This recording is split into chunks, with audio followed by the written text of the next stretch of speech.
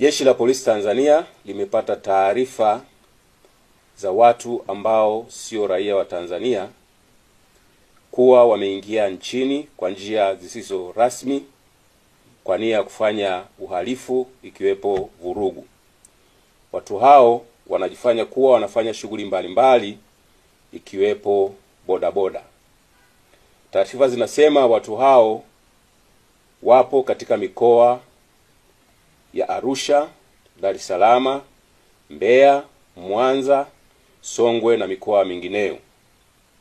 Wakati jeshi la polisi linaendelea kuwafuatilia ili kuwachukulia hatua kali kwa mujibu wa sheria, mwananchi yoyote ambaye amempangisha au anaishi na raia yoyote wa kigeni asiyefahamika na anafanya shughuli gani na mienendo yake ni ya kutia mashaka, atoe taarifa haraka sana kwa viongozi wa serikali za mitaa, wakuu wa vituo vya polisi, wakuu wa polisi wa wilaya, makamanda wa polisi mikoa, au atoe taarifa kwa kupiga simu kupitia namba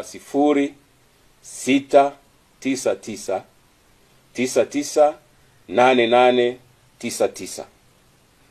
Asipotoa taarifa na watu hao wakikutwa nyumbani kwake au kwenye biashara yake, hatua kali za kisheria zitachukuliwa dhidi yake.